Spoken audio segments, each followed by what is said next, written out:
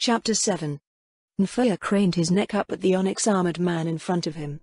"Thank you for joining us," he said in a youthful voice that to Eins seemed barely into manhood. The alchemist was slight of build, not especially tall even for the people of this world. If anything, one might say he was short.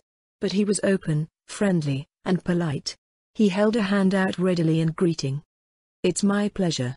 I will do my utmost to ensure a safe journey." Eins replied and took his hand. He gave it a gentle, but firm shake, and then Lupus Regina stepped over to do the same. Lupus Regina's gregarious and friendly smile was infectious, and it made the young man blush. "Not to worry, we'll take good care of you. Momen is the strongest man in the world, after all. He's as strong as I am pretty." She winked, then when Nfaya turned a bright shade of red behind his mop of blonde hair, she laughed at him. "You're a fun one," Lupu added before Peter coughed and interrupted. "Should we go?" Peter asked, and waved toward the double door. "Ah, yes, let's," Eins agreed, and took the first step outside. Along the way Eins made a point of learning what he could about adventuring through some roundabout questioning from his traveling companions. They walked beside the horse-drawn cart, and though Eins thoroughly enjoyed the warmth of the sun and the feel of fresh, clean air in his lungs, what he learned was nothing short of disappointing. So they're just monster hunters in the end, glorified exterminators, like hunting rats that are particularly dangerous. The unhappy understanding, the blow that it was, made sense. They need better equipment, so they hunt monsters to pay for it, many times dying in the process since they don't have the equipment needed to ensure survival. Eins read between the lines, and drew a parallel between the unloved but necessary mercenaries, and the temp agencies of his own world. You need them, but care nothing for them. No benefits, no loyalty, just use them up and throw them away. Only the best of them, the ones who survive a long time, are revered in any way. Eins recognized when he heard the story of Blue Rose, Red Drop, and other adamantite-ranked teams who were the pinnacle of humanity. When he asked about the adventurers of the slain theocracy, the adventurers only groused. They don't have any. Anyone strong enough to become an adventurer gets drafted into their scriptures or their army. Britta explained, though her voice was not exactly thrilled. You don't approve? Eins guessed. No, definitely not, Momen. Britta expanded, adventurers need teammates to survive.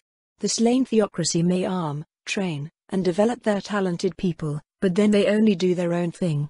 If a serious threat appeared outside of Irantal, the guild could reach out to all the other big teams for help, even across borders. It would be up to the teams themselves if they wanted to help, and most of them would. But the theocracy only decides what to do based on politics. She spat a thick glob of saliva into the dust to express her distaste. Politics, it never goes well for common people when that's the going concern. So, whenever a big threat appears, the slain theocracy mostly ignore it. Look at what's happening in the Draconic Kingdom, Britta continued. Rumbles of agreement came up from the rest, but Eins was uncertain. He felt a drop of sweat grow on his brow. Fear of appearing ignorant, even though he was, always made him anxious at work, and this was no exception. Lupus Regina came to the rescue. What's going on there? You haven't heard? Peter said when looking over his shoulder. The Beastmen Kingdom started invading earlier this year. They used to just raid the border, but now it's a full-fledged invasion. Beastmen eat humans, so it's a national disaster that their queen is trying and failing to stop. The theocracy shares a border with the Draconic Kingdom, but all they've sent are basically retirees. Not very neighborly. Lupus Regina answered and played with the mace at her side. Mistaking her statement for sympathy, Dine spoke up. No, it isn't, we'd help if we could. But a beastman is a serious threat that anyone lower than a gold rank is unlikely to survive against, and a gold rank is as good as dead if he tries to face 2 or more. True heroes are needed to face off against something like a beastman invasion. We're just not there yet, he admitted with a head that hung in reluctance. I see. Eins mused, so the elite we faced. Still, weak as they were, maybe they could get stronger. What if? The stirrings of an idea began to take shape. But he needed more information. Britta, you said that if we'd healed you before we were a team, we could be kicked out of the guild. What happens when adventurers are removed from the rosters? Where do they go? Eins tried hard to keep his voice neutral. They become workers, they don't get guild contracts, some of them become bandits, but most take on the more dangerous jobs that the guild just won't touch. They do have some strong numbers, and can become workers for all kinds of reasons, like healing without temple approval, Britta said and looked pointedly at Eins from her place on the other side of the wagon. I see. Eins answered again and snapped his jaw shut. Not a man to waste words, was the thought they held around the wagon as their estimation of Momen went up several more notches. However, while they were thinking about that, Eins was busy solving a different issue. My level cap is gone, but what I don't know is what the status is for others here. The elites of the theocracy prove to be pathetic relative to us, but maybe they have inborn level caps. My own was broken, even Lupus Regina doesn't know that. Maybe others can be broken as well? What if my new level cap is the human level cap? If so, should I go back? Round and round Eins turned these thoughts, keeping an ear turned to the rest of the conversation. Learning more about the poor state of adventurers in Baharuth was of particular interest. As a result of the strengthening central government and military, more adventurers turned to risky or illegal jobs. Many had become workers because that offered more opportunity than a guild affiliation. Eins's plan continued to develop in his mind, without the certainty of the Guardians or most other loyalties, about which he still kicked himself. Their loyalty should be to you, no matter what you have become. He said that to himself many times, only for his innate human fears about the nature of their settings and the unknown ways that may influence their choices, to rear its ugly head again and cause him to keep silent. Most players would want to support the theocracy. Heteromorphic guilds were few, and demi-human guilds were only slightly more common. If others are here now, it would likely be a human. Which is an argument for me to remain as I am to better deal with them. Could I present myself to the Guardians on those terms? They should know the dangers of other players from the last invasion. On the other hand, that might only stoke their hatred to new heights. He kept the sigh he felt rising, confined to his own tumultuous mind, drifting mentally far from the buzz of chatter around him. Albedo looked around the room to the other Guardians. Cocytus, what were the results of the experiments in the arena? The insectoid being exhaled icy chill and answered, he fought well. Could you elaborate? What is he compared to? She asked. What could possibly compare to a supreme being? Her yellow eyes narrowed with annoyance, and the insectoid tapped his long spear on the floor. Lord Demiurge? Cocytus asked. Yes. The slender devil in the sharp red suit adjusted his tie as he stood. I observed through the mirror how members of New World warrior bands fought. I saw 3 massacres in the Draconic Kingdom, and a clash between 2 bands of raiders between the Riesti's Kingdom and the Baharuth Empire, a feisty little skirmish to say the least, nothing large, only 100 men or so. In addition, I and Cocytus observed some adventurers and worker groups in separate training grounds. Thank you, Aura, for finding those. Aura flashed him a V gesture with her right hand and a childishly happy grin. Lord Cocytus, could you explain the rating criteria? Demiurge asked, placing a hand up on the shoulder of his comrade. Yes. Speed, strength, dexterity, endurance, all were compared on a scale from human to supreme being. Cocytus explained. Lord Demiurge assisted in the creation of this scale. Demiurge picked up seamlessly from Cocytus. Quite right. I evaluated the various fights in collaboration with Lord Cocytus's expertise in combat, including the AC of various opponents. AC? Albedo asked, her interest growing with the dual narrative. Demiurge seemed, if it were possible, to have straightened himself up even more, and the other Guardians responded by leaning forward with interest, sensing something remarkable was to be said. Aggressive qualities, courage, and the willingness to press home the advantage. Lord Eins is not a warrior. He never defeated Lord Touchme and never used combat as the method to defeat Lord Take Mikazuchi. However, since coming to this place, Lord Eins has shown a degree of growth as a warrior that would be considered impossible if he were not a supreme being. His first tentative swings when we first saw him use Perfect Warrior in Yggdrasil were on par with what, back then, we would have said was a player of around level 50. Albedo's eyes flashed bright as lightning. The stern rebuke of the harsh critique was on the tip of her tongue when Demiurge held up one hand to tell her to stop. However, within the first few engagements in the arena, he showed skills on par with someone of level 70 to 80. His mouth opened in a joyful smile. It is as if this world has strengthened him somehow. You think Lord Eins brought us here? Don't you? Albedo proposed, a steady look in her eyes. The anger was gone and an intensity greater even than she thought possible, filled her up like a pouring rain filled a vessel. I cannot rule it out. He looked around at the other attending guardians. We all heard the last supreme being speak of the coming end, and we heard it from Lord Eins as well. Yggdrasil, the world we knew, it was all going to die.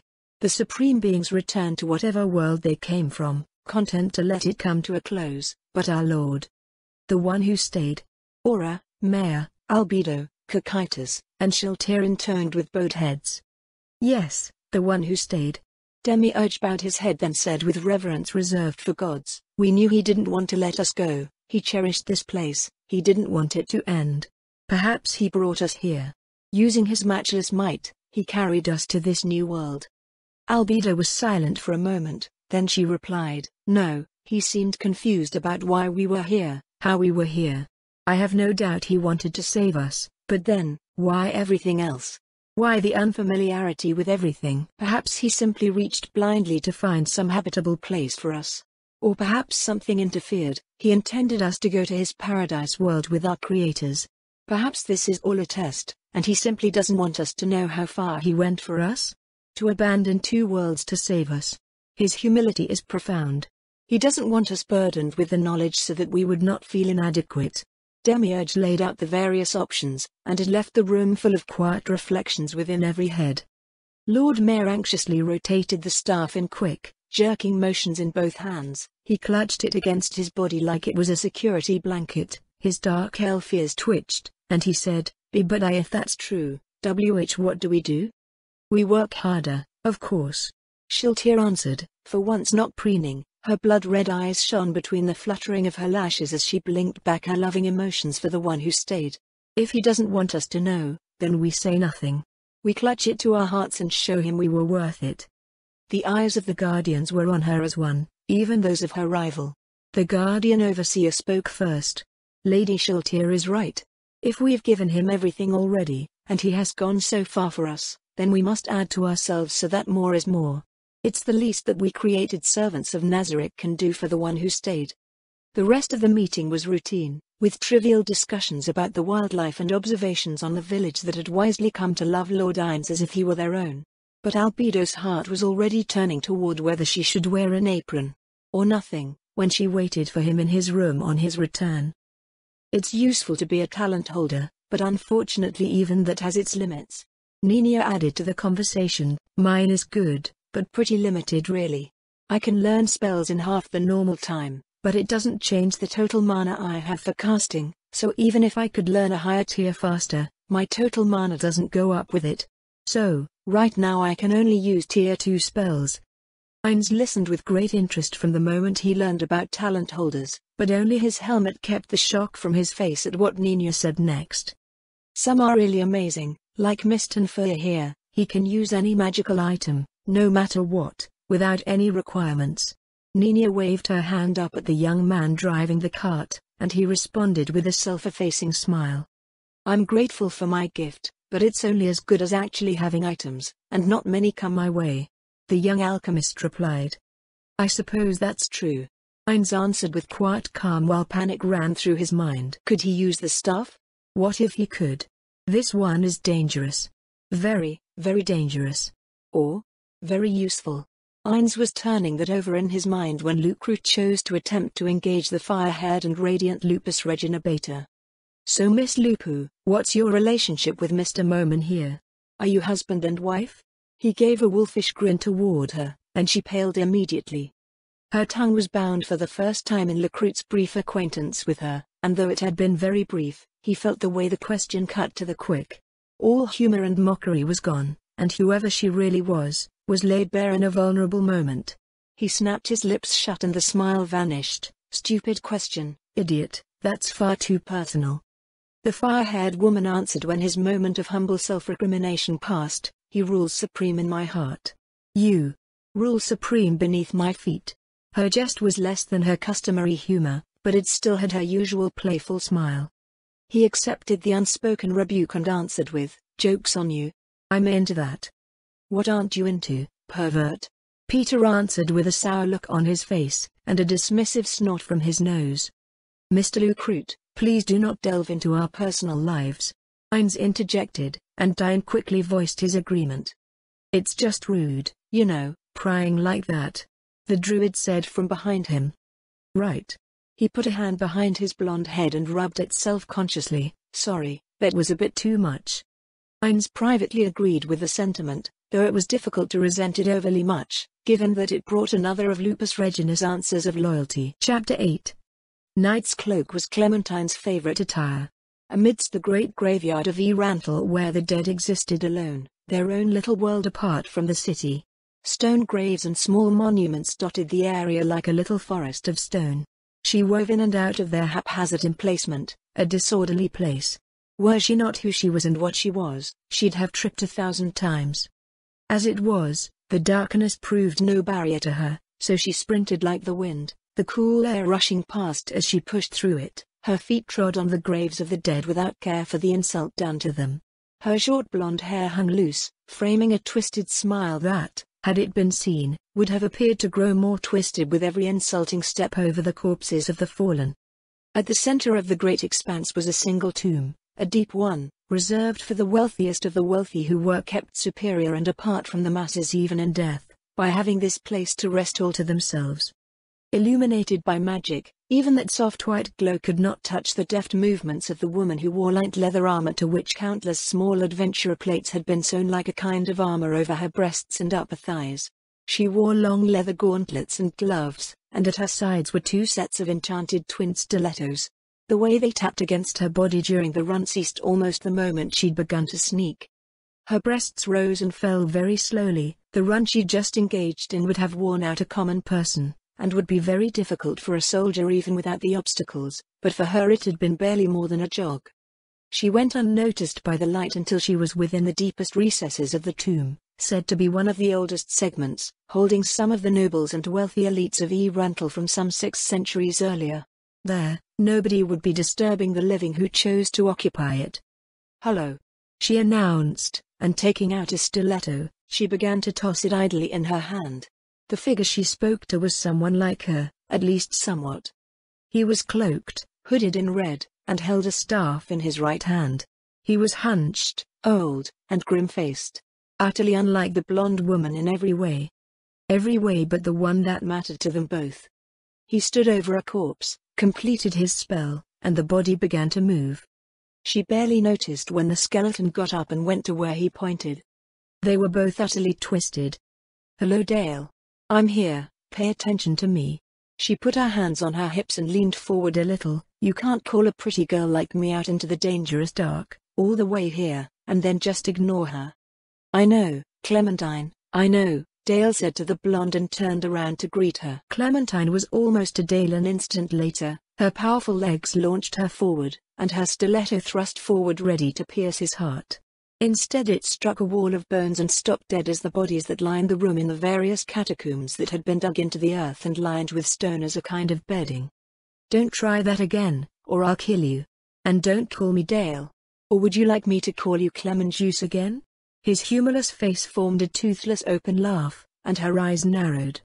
"Try to squeeze me, old man, and it'll be me who does all the thrusting," she said, though she stopped her attack, stepped back, and sheathed her stiletto in a sharp motion while keeping her eyes on him. "It was your thrusting that got you that nickname." His mocking laugh drew an appreciative one from herself as she acknowledged the truth of her sadistic nature. "You got me there, Dale," she teased him with a wolfish grin. She stared at him steadily, then pouted at his poker face. When she grew bored, she looked around. "Where's the rest of your little club?" She was right, they were alone but for the dead and the undead. "Do not refer to Zoranan as a club, you make it sound like queer ladies at tea." His eyes narrowed and he clutched his staff a little tighter. "Oh no, no. I'm so sorry." She gave him a mocking apology. "As a token of my regret, well, I have a little trinket for you." She reached into the pouch at her side and took out a little circlet with jewels dangling down around it. A spiderweb design ran up and down, and at its center a gem as dark as the night through which she'd run. Khajiit gasped and forgot her previous use of his second name. "This is..." "Yep," Clementine giggled almost girlishly, "the crown of wisdom from a Miko princess, one of the treasures of the theocracy." I took it off some poor girl whose head seemed weighed down by this heavy old thing. But, I guess she liked it a lot, because as soon as I pulled it off her blonde little head she started screaming, raving, and screaming some more. She had a little accident though, and fell onto my stiletto. The giggle became a cackle as Clementine recalled the death. It is also useless trash. Khajiit groused, if nobody can use it, what good is it? You'd have been better off bringing me a treasure of the 6 great gods. That is pretty little garbage. Barely one girl in a million can wear that and survive, let alone become a magic item I can use for high-tier spells. If I don't have such a person, then? He tapped his staff on the stone beneath his feet, the echo resounding off the walls of the tomb for several lingering seconds. Even I wouldn't want to tangle with the pervert they've got guarding the treasures of the 6 gods. Clementine let out a shudder. Back when I was still part of the Black Scripture, I fought the best of their best, and like all the rest of them, I couldn't lay a hand on her. She's beyond humanity, and beyond perverted. She scrunched her face in distaste. Who would really lie with a monster just to ensure they have strong children? A real pervert, that's who. She should just get off on murder, like me, like a rational person. Clementine thought. I'd have to take your word on that kind of strength, though I suppose it would take something like that to deter you. Khajiit admitted with some unhappiness. He hated crediting anyone with telling the truth, but in the time he'd known Clementine, she'd never spoken of anything as unbeatable as Setsume, the one who guarded the treasures of the gods. He chose instead to go back to her question rather than continue. The rest of my disciples are in other parts of the tomb. They gathered enough negative energy to raise skeletons themselves even with their own weaker pools of mana. Thanks to the Orb of Death, this is much more efficient. He caressed the spot in his robe where the orb sat, though it had a twisted personality, comparable to Clementine herself. It was always eager to help where death was involved. That's good, because guess what? There's a guy in Iranthal who can use the crown, if you're still interested in getting your mommy back. She winked at him, and Khajiit was all ears. So real. Eins thought when the chirping of the birds hit his ears and they went along the road, the warm sun that beat down on his magically created armor, was in a word, delightful. It was hard not to smile about everything. Not for an instant did he miss his old life. I may not look like my old self, undead or living, but thankfully I don't feel like my old self either. My old body was in such poor shape that even 10 minutes like this would have had me collapse. More than once he felt his hands coming up to flex his fingers, and the desire to feel the weight of his twin blades kept gnawing at him like an itch he just couldn't scratch. By the way, there are some special herbs I want to collect on the way to the forest, but I checked before the journey, and it seems some goblins and ogres were sighted in the area. We'll be taking a little longer of a route than usual. Please be on your guard. Nfaya didn't sound nearly as nervous as his seemingly frail body should have made him, and Eins's estimation of the youth went up another notch or two. Peter glanced behind him to where Eins walked at the back of the cart. This is your first time out, so forgive my asking, but are you too sure you'll be okay? Britta laughed at the question before either Eins or Lupus Regina could answer. I told you, Peter, he threw Big Richard like a rag doll. There's nothing to worry about.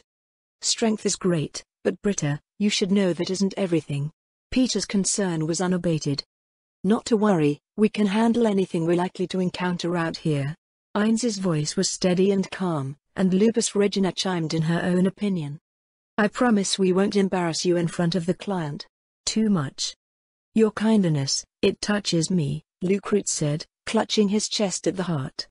Careful boy, I touch you and it'll be to hurt you. Lupu taunted him, then bending down, she picked up a small rock in her palm, held it out, and while he looked at her, she slowly closed her fingers over it, and squeezed. A moment later she opened her fingers, and it was broken to pieces. She tilted her hand to the side, letting the new pebbles fall down to the ground in front of her, where they were promptly stepped on. She ground her foot into them for good measure. But the smile never left her face. The men who happened to look back, sympathetically winced at her illustration. Lucrut did not assert that he was into that afterward. Let's stop here, Nfaya suggested when they passed by a slow-moving river. The gentle waters made no noise, it only drifted on seemingly without end. The constant low rumble of the cart, and the noise of horses stopped a few moments later when they pulled off a dirt road and moved over soft grass, ending their detour at the riverbank. By the water, Eins watched a dead leaf drifting slowly along. He was instantly curious and glanced around. The leaf was clearly dead, browned, and what one would expect in fall, but here it was high summer. Nfiera looked up from where he was watering the horses and saw the way Eins's gaze followed it. "Is there something wrong, Mr. Moman?" Eins shook his head. "Oh, no, I was just noticing that the leaf was dead, but everything else seems to be alive." "Oh, have you never been by the Long River before?" Nfiera said while patting the white neck of the horse as it drank. No, I haven't." "Why?" Eins cocked his head at the question. "Well, that river, or so they say, crosses the whole continent. I've seen those leaves before. They actually have a little magic in them. Nobody really knows where they come from or why they have magic. But wherever it is, it must be autumn now, and it floated all the way here. When I was little, I wanted to go to the end of the river and find out where it came from, but there's no way of doing that. Not with the beastmen kingdoms and empires, and everything in the way." Eins didn't say anything to that, and Nfiera took it as criticism, returning his attention to the horse and away from the towering adventurer. "It must sound silly to you, huh?" No. Actually, it doesn't," Eins answered. "A long time ago, where I'm from, there's a story about people who lived in a world of poison, and all they wanted to do was see places that weren't poisonous. So they created imaginary worlds, just for the sake of exploring them and seeing new things. I imagine anyone who is confined to very little would want to see a lot. Isn't that why most people become adventurers?" Eins watched the leaf until it passed out of sight, barely noticing the way Lupus Regina watched him in turn. "I never figured you for a poet, Mr. Moman." Nina bowed his head to Eins, and said, "That isn't why I became an adventurer, but I'd be lying if I said I didn't enjoy my friends, and seeing as much as I get to. I'm very lucky, and thanks to my talent, I get to be someone who experiences the world. Even though it's dangerous, as long as I'm with my friends, it's worth it.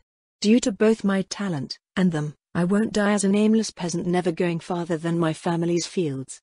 Nino blushed and waved his hands out wildly when the stares of the rest of his team were focused in his direction. "Not that I'm a softie or anything."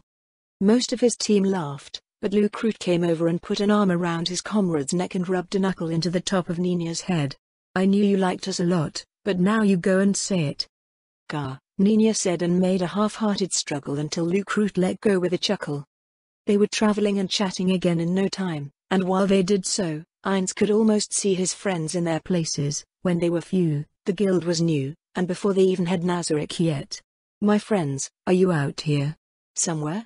The sobering thought lingered until he felt the tension in those around him.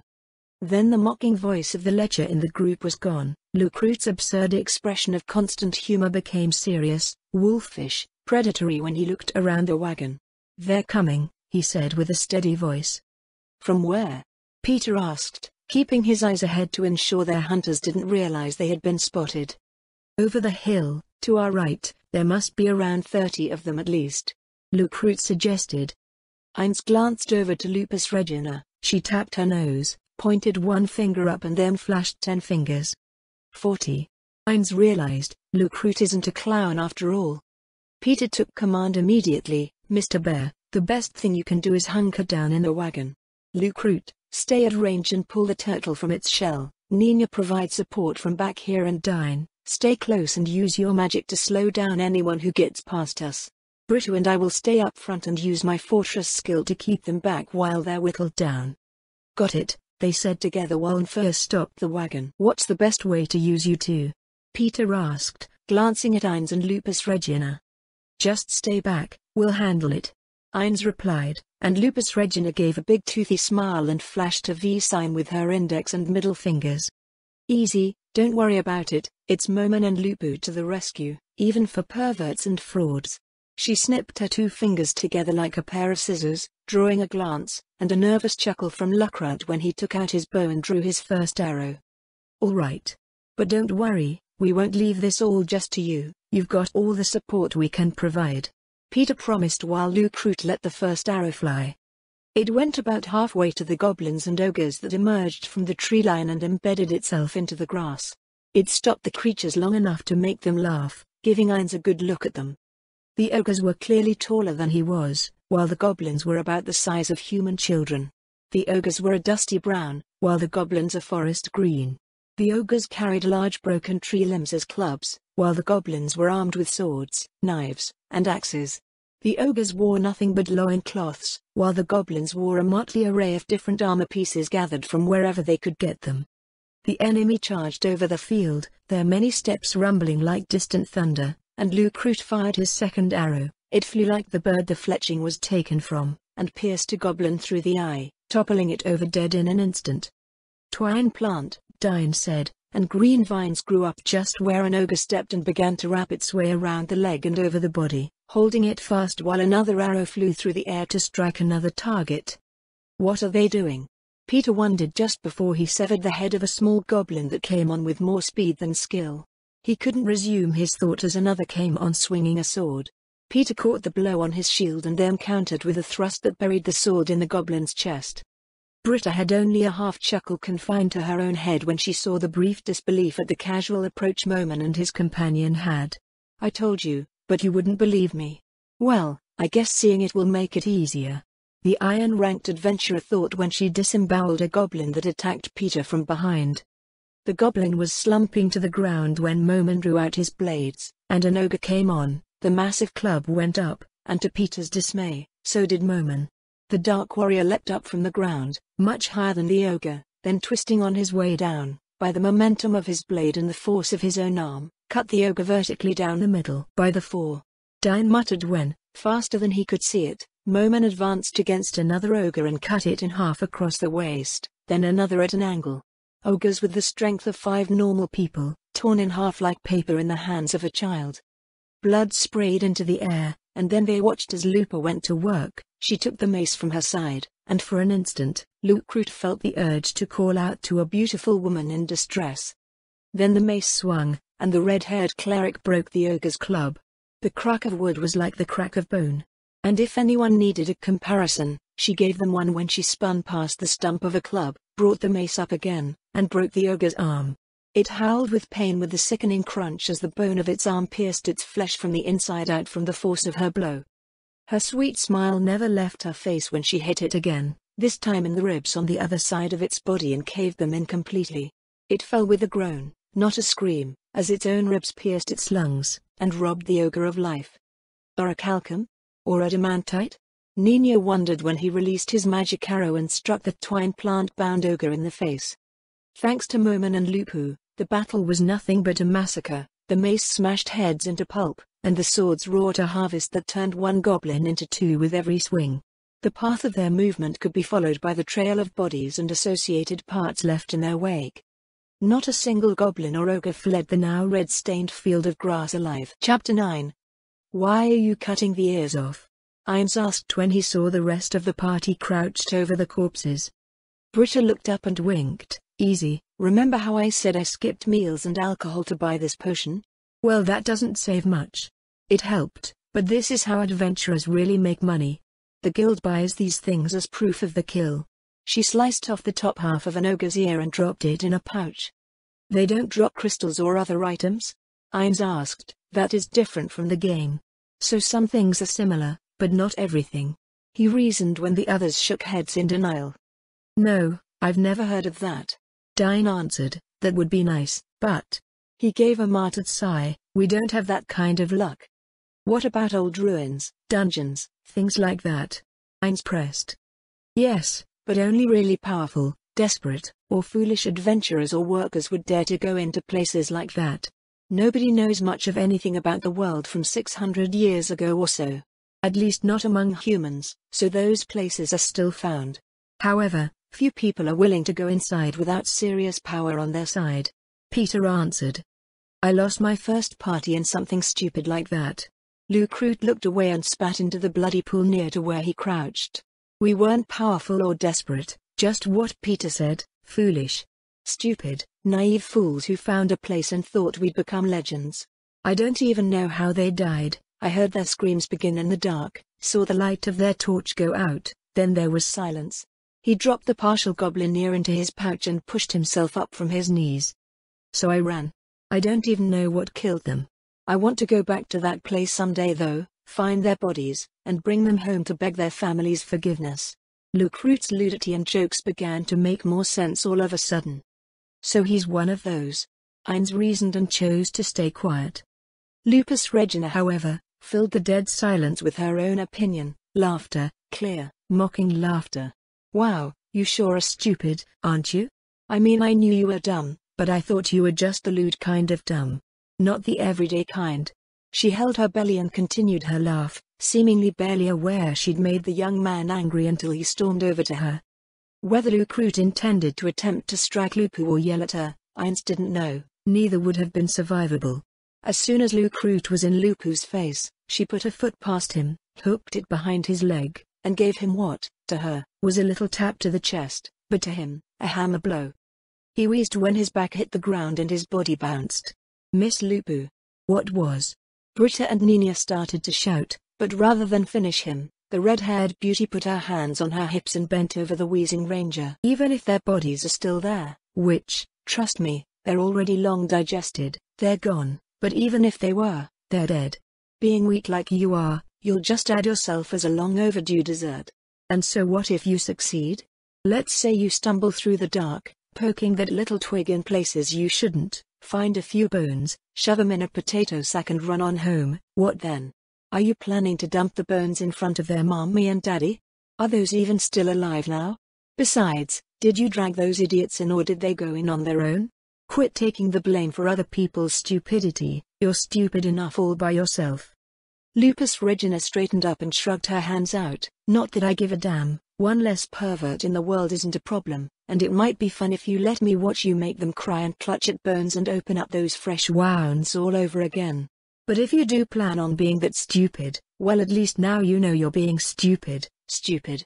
Lucrute managed to get his breath back, gasping slowly became normal breathing. The long hiccup-like breath eased off, but he didn't stand up, he stared up at the sky in relative quiet. You're really smart, Lupu. Lucrute finally admitted. Well, I'm not using blood to run two heads at once. Stop putting it all into powering the one on that twig, and maybe you can begin to properly appreciate the unused one. She heaped her mockery on him and with a toothy smile, held out her V sign for victory again before stepping on his chest and then walking on. If you peeked, I'm taking your eyeballs, she said to the man who once again began wheezing behind her. So cruel. I'm touched.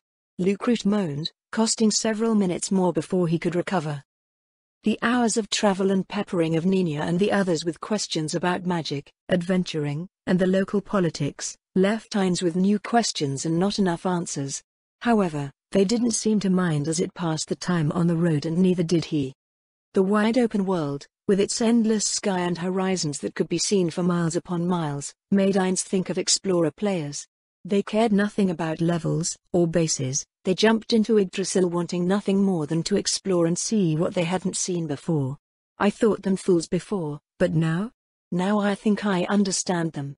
Of course, out of loyalty to my friends, my guild, and the children we made there, I must be a good ruler. But if it comes down to it? If they learn the truth and reject me? His heart shook in his chest at the very notion. An ache settled there that he knew would someday demand an answer, but instead he focused on the other half of that thought. Then if I were alone, or with a handful only, I could enjoy exploring this world for the rest of my days. It left him conflicted for most of the remaining walk for the day, until at last they settled down into a campsite for the night. The roaring flame had a meal of thick stew ready in short order. Eins reached up for his helmet, removed it, and accepted the wooden bowl that was offered to him. It wasn't exactly smooth, and for a moment he wondered if he'd risk a splinter on his tongue when he took a bite, but seeing his subordinate snatch the bowl and dig in with gusto, he could hardly complain. An explosion of flavor hit him in an instant, though it was a little more salty than ideal, but compared to the tasteless rations of his former world, it was a feast. Nazarick can do better, vastly better, but... Wait, when was the last time I ate? He asked himself and realized, before I logged on. I've been so stressed with everything that it killed my appetite, but now I am starving. He almost dug in with the same gusto Lupus Regina was showing, her spoon flying from bowl to lips like she was in a duel with her food. Werewolf. He recognized the lupine trait, but despite his hunger, Eins took his time. It was better that way. The full flavor of the chicken, potatoes, and broth came out as it slid over his tongue. He had to fight to suppress the full expression of his enjoyment over the meal, lest he break his calm exterior. "You truly were impressive out there, Mr. Moman," Dine said with an open, friendly smile. "Yeah, see, I told you," Britta added and stamped her foot. "I've worked with you guys a bunch in the last year, and you still don't take my word for things. You also said you were a man when we first met," Peter pointed out, and the red-headed Britta crossed her arms in a half. "Because most parties won't take women adventurers, and here I am, just an occasional extra hand," Britta snapped with a hint of bitterness. "Are women adventurers frowned on here?" Eins asked with interest at this unlooked-for development. "Not exactly," Lupu answered, "but a single woman in a party of men tends to pose problems, so you don't see many mixes. Women adventurers tend to form their own teams, or, like Britta, get to occasionally join one like us for a short-term assignment." "I see," Eins said, "that explains your conduct toward my partner here." Lupus Regina felt the blush rise when her lord referred to her as his partner, but instead of melting, she narrowed her yellow eyes. "One word, pervert, and there'll be another woman in this party." Lupu chuckled, but said nothing as Nina got up and spoke. "Excuse me, I've got to go." Nina turned and rushed awkwardly over to the tree line near to their blazing fire. "Is it safe for Nina to go alone?" Eins asked as he watched the retreating back. Peter answered, "No, not really. But Nina gets really upset if anyone tries to go with him. People have their own things, I guess. And here is probably as safe as anywhere to be alone." Lupus Regina stood up and stretched out. "Well, I think I need to do the same, and if one of you follows me." She looked over at Lucrute. "Pervert," she whispered, "you'll be crawling back." She was gone before Lucrute could tell her what he was into. Nina squatted with his pants down and sighed as he relieved himself. "Thanks to the gods. I've been holding that in for hours." Nina closed his eyes and pitied the insects he drowned. "So, I was right," Lupus Regina said when she poked her head out of the bush behind the magic caster and right beside Nina's head. "I always know a woman when I smell her." Lupus Regina grinned with confidence while Nina's mouth fell open in a silent scream. Before the silent scream could become audible, the lightly tanned hand of the adventurer Lupu came out and covered Nina's lips with two upright fingers. Now, use your bedroom voice. I'm just curious about why you're lying to them." A cruel, sadistic smile spread over the cleric's lips. "Are you afraid that pervert will try to have his way with you? He's harmless, I'm sure of it. Or is it the rest of them?" Lupu. What?" Nina's sudden fear turned into embarrassment. Her blue eyes were like saucers as she tried to wrap her mind around the absurdity of her circumstances. "Well, what is it?" "Oh, and pull your pants up. You finished about 20 seconds ago," Lupu said and straightened up, rustling the bushes and bringing Nina out of her stunned state. The little magic caster scrambled to grab her pants and pull them up to her waist. She was still fumbling with the cheap iron buckle and moved to stand in front of the temporary comrade to spout denials, but in the face of the red-haired beauty, she could not find even the words to lie. She slumped, tears of rage in her eyes. Please don't tell them. I'm not afraid of them raping me or anything, they're decent people. But they'd kick me out. I don't want to get kicked out. I can't get kicked out. I can't." "How come?" Lupu asked her with a cockeyed look. "You heard them. There aren't many female adventure teams and male teams won't take women on. There's always someone who falls in love, or maybe more than one, and they fight, or nature takes its course and they have to fill the slot when she leaves. Small teams can't take that hit, so they just don't let in women unless they're really powerful. If I were higher rank that wouldn't be a problem. Like Blue Rose, or like you're going to be. But I'm this." Nina held up her iron adventurer plate. "We're a copper for 20, so they can easily replace me with someone else." "They hired Britta, didn't they?" Lupu pointed out. "Yes, but for one job, and Britta hasn't got a team. She finds work for other adventurers and then gets hired on as a bonus so she can go too. She finds out stuff that isn't even put on the job boards yet. Even so, she only gets the short jobs that last only a few days. That would be fine, but..." Nina shut her eyes and snatched up her staff to clutch it tight to her chest. "But?" Lupu pushed. Nina felt no mercy from the cleric. "I knew something was off with her. She's too open. Too friendly. She's got a truly twisted personality beneath the surface." She's got me pinned down and can expose me if she wants. There's no choice. I have to tell her everything.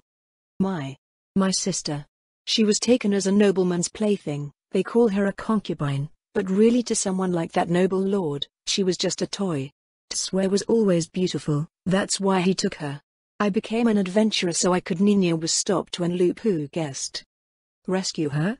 The mocking smile of the cleric taunted her, but Nina denied it. No, I can't possibly fight a castle full of guards. Even if I did, there's nowhere I could run. I hope to make enough money, fast enough, that I could buy her back. Adventurers can make a lot more money than peasants just regularly working, and we sometimes find useful things. So I started doing this in the hopes of getting lucky, finding some treasure or saving up enough to buy her out of wherever she is now. Nina lowered her head. It was the first time it had ever been said out loud. And now that she said it, it sounded utterly hopeless. Wow, is your whole party dumb? I thought it was just the pervert, Lupu said with a hand on her hip and scratching her head. I guess it makes sense you want to help your sister and all. I've got sisters too. But here you are running around scratching for coins to throw at the ones taking turns on her? Damn, this whole country must be stupid. What am I supposed to do? Nina hissed through tears. I can't take a castle by myself. I'm not adamantite, I'm not strong, I'm just Nina. A nothing peasant with a bit of magic talent and maybe just enough courage to risk my life. That. Lupu pointed at her, a vicious smile plastered in place. Risk your life. So you get up enough gold or silver or copper or whatever your sister's holes are worth to them. She paused to let Nina sob at the brutal assessment, then went on without mercy. Throw them at the bastards and they give whatever leftovers there are of your sister back to you. Then what? You might be dumber than the pervert. She spends the rest of her life scratching at the dirt on a farm waiting for the next one to take a fancy to her? Or maybe she's so mutilated that she's lucky nobody is attracted to her anymore. Lupu's words cut at Nina's heart like animal claws, but the cleric seemed to have no pity. It doesn't seem to me that you'll have accomplished anything. Look at that. Lupu pointed to the ground and out of reflex, Nina looked. A group of ants was dragging a number of large insects toward their little hill. The mockery and insults of the dangerous cleric were hammered like a smith beating hot iron as she pummeled the little magic caster's soul with merciless words. I've seen the soldiers of this country, they're generally pathetic so far. One jump above the average peasant. If you don't like how you're being treated, then do something about it, or you deserve what they do. You deserve whatever you let them get away with. She put her hands to her cheeks in a mock dramatic gesture and in a taunting parody of a woman's voice she said, "Oh boo-hoo, they're aping our sisters, guess we'd better give them coppers, and hope they stop. Oh boo-hoo, they're taking our crops, guess we'll go hungry." She then dropped the mockery and taunting, turning to a vicious tone with a predatory baring of her teeth as she spoke, "The lot of you are idiots. Just kill them. There are a bunch more peasants than soldiers, you can make weapons out of whatever you want. And they've got to eat. Who will feed them if you don't? Are you telling me to start a rebellion? That's treason." Nina gasped at the almost blasphemous suggestion. Lupu shrugged, "I'm not from here, it's not treason for me. And treason goes two ways. It seems to me that if your noblemen are doing that kind of thing, they have already betrayed you. What else can they do to you as punishment that they're not already doing to you for fun? Starvation? Kidnapping? Rape? Torture?"